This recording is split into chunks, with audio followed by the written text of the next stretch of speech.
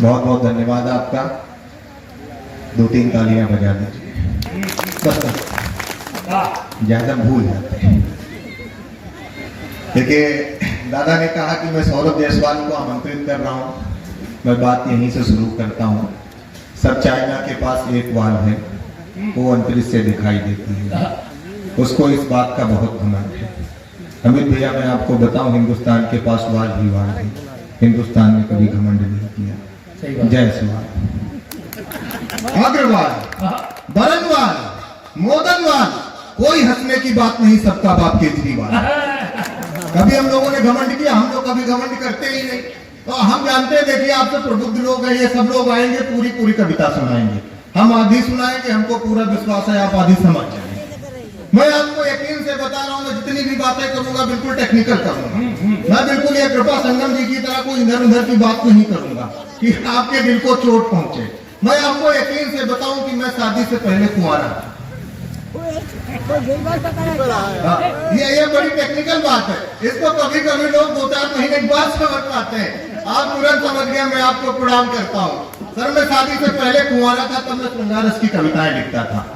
फिर हमारी शादी तय हुई, मैं तब भी श्रृंगार रस की कविताएं लिखता था। मैं शादी मेरी तय हुई, मैं तब भी श्रृंगार रस की कविताएं लिखता था। मैं सीतापुर से उधर हमारी एंगेजमेंट हुई, मैं तब भी श्रृंगार रस की कविताएं लिखता था। श्रृंगार हमारा खत्म ही नहीं हो रहा था। एक दिन हमारा तिलक हो गया, मैं तब भी श्रृंगार रस की कविताएं लिखता था। श्रृंगार खत्म ही नहीं हो रहा था। फाइनली हमारी एक दिन शादी हो गई, मैं तब भी श्रृंगार रस की कविताएं लिखता था। श्रृंगार खत्म ही नहीं हो रहा था।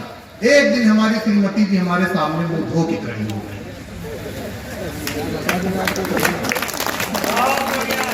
यकीन मानिए, श्रृंगार से विश्वास उठ गया। अब मैं हास्य रस की कविताएं लिखता हूँ। अच्छा, पहले मुझे लगता था सिर्फ मेरे विश्वास उठा हुआ है। यहाँ पर अमित भैया जैसे मुस्कुराए, उन्होंने तालियां बजाई, ठहाके लगाए, मैं पूरा कॉन्फिडेंस में उनका भी विश्वास उठा हुआ है। एक बार मैं अमित भैया के उठे हुए विश्वास को प्रणाम करता हूँ। एक बार बजाइए जरा तालियां की लगे, कम सम्मेलन शुरू हो गया। हाँ, तो ये अब लग रहा है कि कार्यक्रम हो रहा है। मैं आपको बताऊं कि सर, पत्नी और सरकार दोनों एक जैसे होते हैं, बिल्कुल दोनों एक जैसे। पत्नी को भी चुनने का मौका मिलता है, सरकार को भी चुनने का मौका मिलता है। चुनने के बाद ना सरकार सुनती है।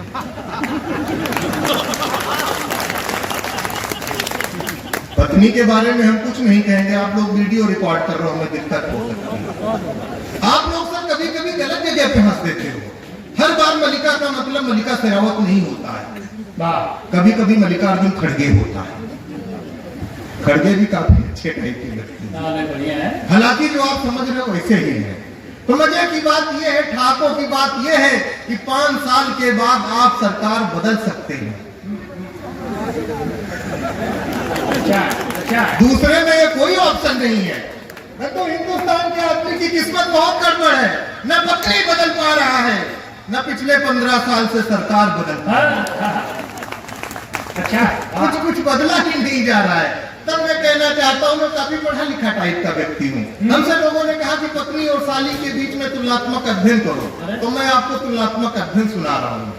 मैंने कहा कि खिले हुए रोज सी लगती है, कैटरीना के पोस्ट सी लगती है, पत्नी चिकन पॉक्स का टीका, साली बूस्टर डोज सी लगती है।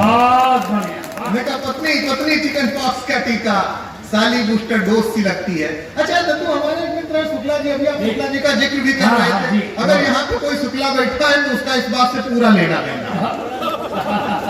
हमें नहीं कहेंगे कि नहीं लेना देना। हमारे बिल्कुल ऐसे मस्ती के साथ सुनिए, देखिए ज्ञान की बातें दद्दू करेंगे, हमारा तो वो प्रबंधन ही नहीं है। तो ज्ञान की जब कविता सुनना हो तो दद्दू की तरफ देखना, खंजन जी की तरफ देखना, हाँ विकास भैया की तरफ देखना, हमारी तरफ बिल्कुल भी मत देखना।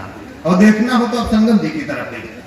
हाँ, तो हम कह रहे थे, हमारे एक मित्र है शुक्ला जी, उनकी नई शादी हुई। शुक्ला जी के चाचा बस्ती से लखनऊ आए, उनके स्वागत में सम्मान में सारी तैयारियां की गई। अब शुक्ला जी के चाचा के लिए भोजन लगाया गया।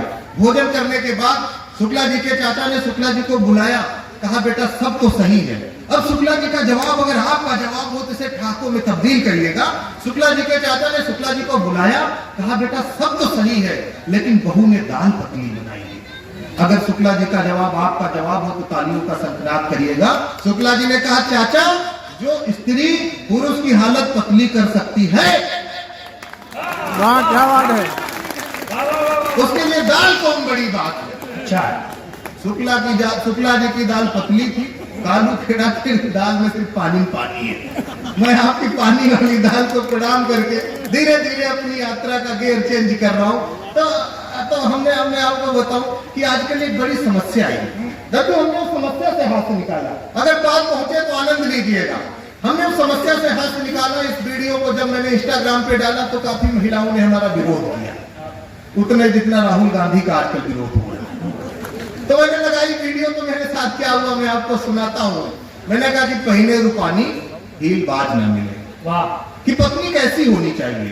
मैंने कहा कि पहने रूपानी हील बाज न मिले, वो सीधी साधी डील बाज न मिले, लूली मिले, लंगड़ी मिले, या मिले कानी, बस प्रभु पत्नी रील बाज न मिले। क्या बात है, क्या बात है। मैंने कहा बस प्रभु पत्नी रील बाज न मिले। रील की बड़ी समस्या है, घर वाली से कहो खाना बना दो तो रील बना देती है।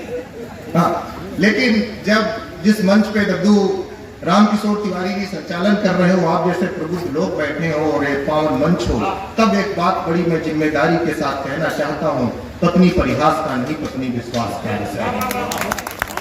तब मैं पत्नी के सम्मान में कविता पढ़ता हूँ। मैंने 4 पंक्तियां लिखी कि बिना खबरों की खबर बनाती है पत्नी, डरपोक पति को निडर बनाती है पत्नी, आदमी कमा के बना सकता है मकान, किंतु उसको संवार कर घर बनाती है पत्नी। ये पत्नी का किरदार। हमने डैमेज कंट्रोल किया, भले ही डर किया।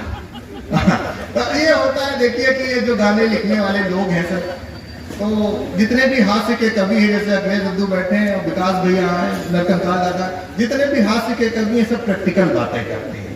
ये जो प्रेम के कवि हैं बिल्कुल भी प्रैक्टिकल बातें नहीं करते। ऐसा लिख देंगे कि मैं चांद तारे तोड़ लाऊंगा, कहीं संभव? अब किसी ने गाना लिखा कि उसने जुल्फे लहराई तो बरसात हो गई। अब बताइए अगर किसी की जुल्फे लहराने से बरसात होती तो बुंदेलखंड में सूखा पड़ता। किसी ने लिखा कि मैं उसकी जुल्फों की छांव में सो गया। अब बताइए अगर किसी की जुल्फे इतनी घनेरी है, इतनी उपयोगी है, तो संकीर्तन परिवार इतना होशियार परिवार है। अब बताइए अगर ये जुल्फों से काम हो सकता था तो पंडाल लगाने की क्या जरूरत थी? कह देते कि लहराओ जुल्फे का सम्मेलन किसी की जुल्फों की छांव में होता। किसी ने गाना लिखा कि लड़की कमाल हो अखियों से गोली मारे। आप सबने सुना होगा कि लड़की कमाल हो अखियों से गोली मारे। अब बताइए मोदी जी इतने होशियार प्रधानमंत्री हैं, अगर लड़की अखियों से गोली मार सकती है तो 36 रफाइल खरीदने की क्या जरूरत है? अच्छा, पाकिस्तान चाइना के बेटा बॉर्डर पे ले जाके हम लड़कियां खड़ी कर देते, कह देते दागो गोली, दागो गोली। तो ऐसे गाने नहीं लिखने चाहिए, गाने प्रैक्टिकल लिखने चाहिए जैसे हम आपको सुनाते हैं। हमने कहा कि पहलू जो अनछुए हैं उन पहलुओं पे बात हो, कि पहलू जो अनछुए हैं उन पहलुओं पे बात हो, इश्क में जो कूटे गए हैं उन मजनुओं पे बात हो। उसकी जुल्फ, हाँ वही मजनू है आप। कि पहलू जो अनछुए हैं उन पहलुओं पे बात हो, इश्क में जो कूटे गए हैं उन मजनुओं पे बात हो।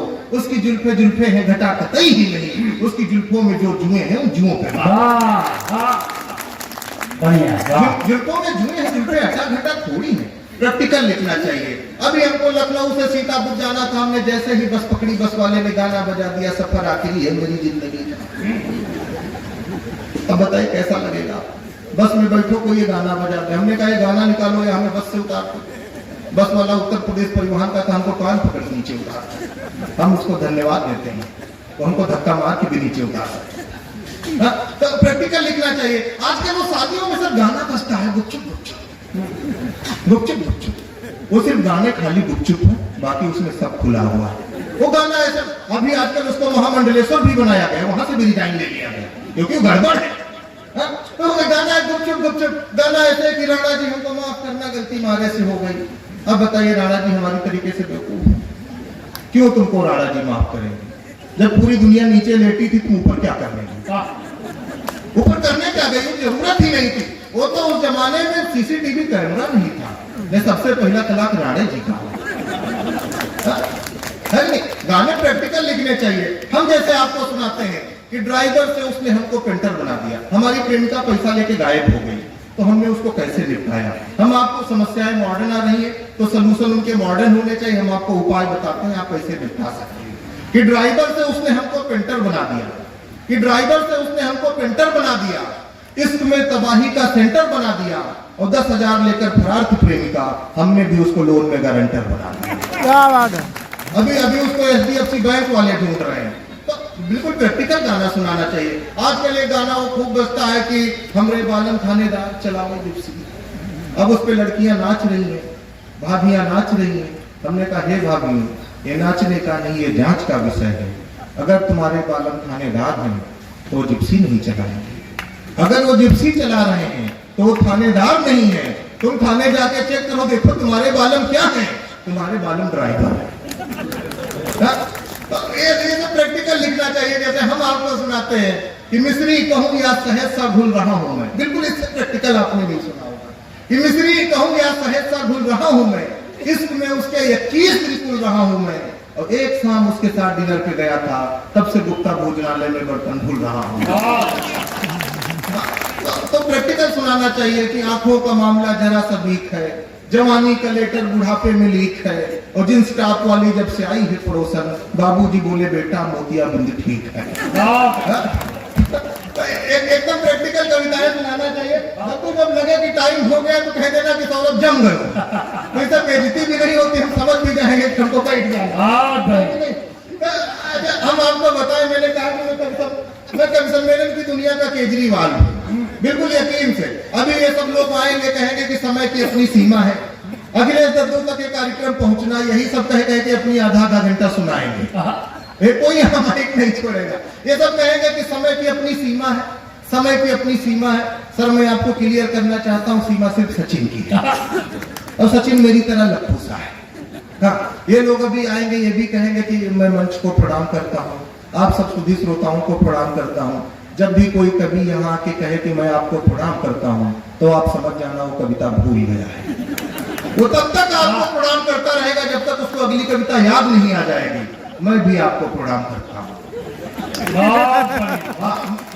मैं थोड़ी भूला हूँ, हम ऐसे थोड़ी। अच्छा ये राम किशोर दत्तू बहुत बड़े कवि हैं, विकास भैया ये फेसबुक पे पोस्ट लगाते हैं कि आज मैं यहाँ कालू खेड़ा के कवि सम्मेलन में कविता पढ़ूंगा, तो फिर मेरे जैसे छोट भैया कवि आते हैं, क्या दद्दू बधाई, दद्दू शुभकामनाएं, दद्दू अग्रिम शुभकामनाएं।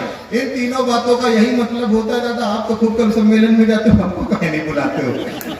तो एक बार थोड़ी सी तालियां बजाइए, मैं अंतिम कविता पढ़ के अपनी जगह पर बैठना चाहता हूँ।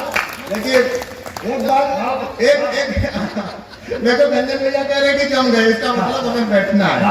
एक चित्र और कवि सम्मेलन में खूब अभी आएगा आपकी आंखों के सामने। ये दौड़ दौड़ के लोग कवि को माला पहनाते हैं, तो आप लोगों को लगता है कि वो कवि बहुत जम रहा है, बिल्कुल भी इस कंफ्यूजन में मत रहिएगा। ये लोग वहां से उठ के आते हैं, माला पहनाते हैं, कान में कहते हैं बैठ जाओ बेटा तुम्हारा टाइम हो गया।